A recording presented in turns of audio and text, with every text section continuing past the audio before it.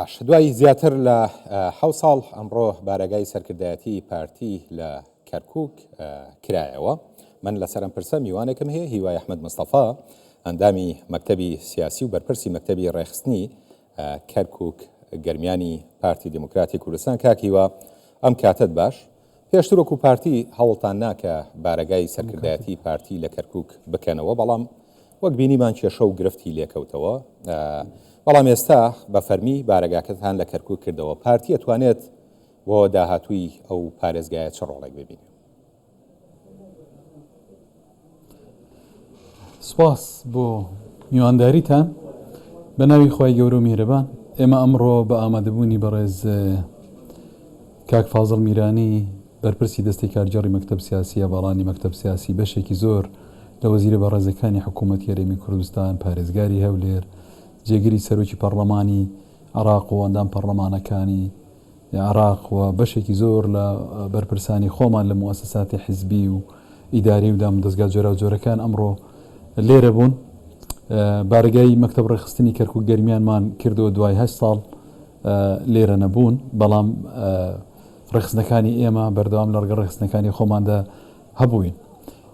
گەڕانەوەمان بۆ کەرکووک بۆ ئەوەیە کە زیاتر ئاگامە لە ڕێخستنەکانی خۆمان بێت و بچینە ناو جەماوەری خۆمان ڕێک بخەینەوە، لە هەمان کاتیشدا ببینە هۆکارێکی باش بۆ چارەسەری گرفتەکانی ئەی خۆمان، هەواڵانی خۆمان، ئەندام و دۆست و لایەنگرەکانی خۆمان، بنەماڵی سەربەرزی شەهیدەکان، هەموو ئەوانە بەسەر دەکەینەوە، چکە دەبێ خۆمان ڕێک خەینەوە، ئەنجا دەتوانین هەنگاوی تر باوین. بۆ ئەوەش بەرنامەی جۆرا و جۆرمان هەیە و لە هەمان کاتیشدا دەمانەوێت پەیوەندیمان باش بێت لەگەڵ هەموو حیزبولانە سیاسیەکانی کە لە کەرکووکن و لەگەڵ هەموو پێکاتەکان، لەگەڵ عەرەب، تورکومان، مەسیحیەکان، پێکاتەکانی ترکە لە ئەو دەڤەرەهان و بەبێ جیاوازی لە نێوانی شیعە سونە، لەگەڵ هەمویان ئێمە دەمانەوێت علاقەمان باش بێت و سەردانی هەمویان دەکەین و هەمووشیان میوانداری دەکەین کە حیزبە سیاسیەکانیان، کەسایەتیەکانیان، بژاردەکانی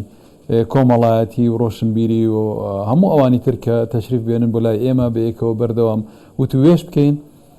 خۆی گەورە عەقڵی داوە بە ئینسان بۆ ئەوەی کە بیر بکاتەوە، زمانی داوە بە ئینسان بۆەوەی پەیامی پێ بگێنە. ئێمە هەوڵ دەین کە هەردووکیان بەکار بێنین کە لە ناو ڕێبازی بارزانیدا جێگەی کراوەتەوە. ئەوەی لای ئێمە مهمە تەوجیهاتی جەنابی سەرۆک بارزانیە کە دەبێ گەڕانەوەمان ببێتە فاکتەری خێر و چاکی و تەبایی و بەیەکەوە چارەسەرکردنی کێشە و گرفتەکان.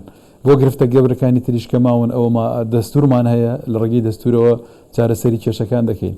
باقی تر ئێمە هەوڵە دەین کە ئەو پەڕی پەیوەندیمان باش بێ لەگەڵ هەموو پێکاتەکانی شاری کەرکووک. زۆر باشە. بە جۆرە لە جۆرەکان ئێوە لە ماوەی 8 ساڵی ڕابردووە جۆرێک دابڕانتان هەبووە لە ڕووی سیاسی و ئیداریش لە شارەکەیە.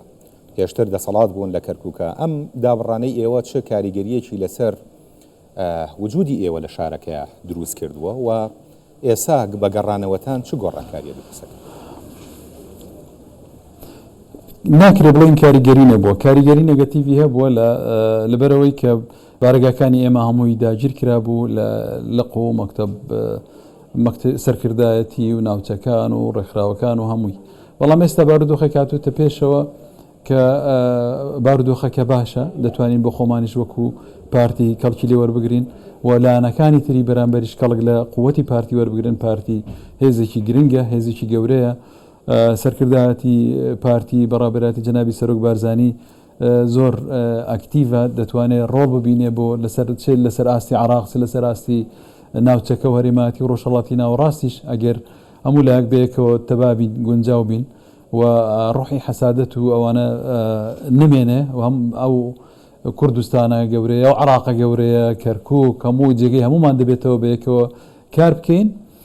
بەڵێ کاریگەری نەگەتیڤی هەبووە، بەڵام لە گەڕانەوەماندا پێمان وایە کە دەتوانین قەرەبووی ئەوە بکەینەوە هێواش بەهێمنی و ئێمە هیچ پەلەیەکمان نییە و ئێمە نهاتوین ئیستیفزازی کەس بکەین، نهاتوین کێشە بۆ کەس دروست بکەین، هاتوین دەمانەوێ خۆمان ڕێک بخەینەوە بۆ ئەوەی لە ئایندەدا بتوانین هەمومان بەیەکەوە کار بکەین و ئەزمموی هەڵەشە بۆ لە ڕابردوودا ئەگەر لە هەر لایەنێکەوە ڕوویدا بێ گەلی کوردستان چۆن لەوتارەکەشم باسم کرد چۆن ئامادەی قوربانیدان و تێکۆشان و گیانی خۆ بەختکردن هەبووە لە هەمان کاتیشدا ئامادەی ئاشتی و بەیەکەوە ژیان و لێبوردەیشی هەبووە ئێمە هەر لەو ئەو ڕوحێتەمان هەیە هیواداری هەممان بەیەکەوە ئەزمونێکی باشمان هەبێت لە ئایندەدا بۆ ئەوەی کە بتوانین خزمەتی هەم کەرکووک هەم شارەکانی تر گەرمیان و شوێنەکانی تریش بکەین بەیەکەوە ئەوەی لەدەست ئێمە بێ پارتی ئەمە نەهجی پارتیە.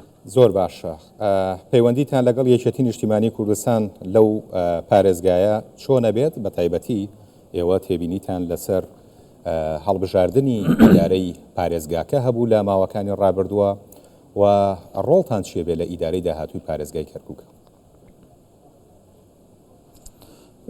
پەیوەندیمان لەگەڵ یەکێتی نیشتیمانی لە کەرکووک ئاساییە هیچ پەیوەندیش خراپمان نییە ئێمە ئەمڕۆ بە خۆمان داوەتی حیزبەکانمان نەکەیت ویستمان تەنها خۆمان بکەین چکە شوێنەکەمان ئەوەی هەڵ نەدەگرت پاشان ڕۆژێکمان داناوە کە میوانداری هەموو حیزب و لایەنە سیاسیەکان و حتا هەموو پێکاتەکانیش بکەین بۆی تەشریف بێنن پاشانیش ڕۆژێکی تردا دەنین بۆ دام دەستگاکانی دەوڵەت کە لەو ناوچەیە هەن بە هەموو دام دەستگاکانی هەموویانەوە کە بێنن لە میوانداریاندا دەبین لە خزمەتیاندا دەبین و هەوڵەدەین کە چارەسەری کێشەکان بکەین.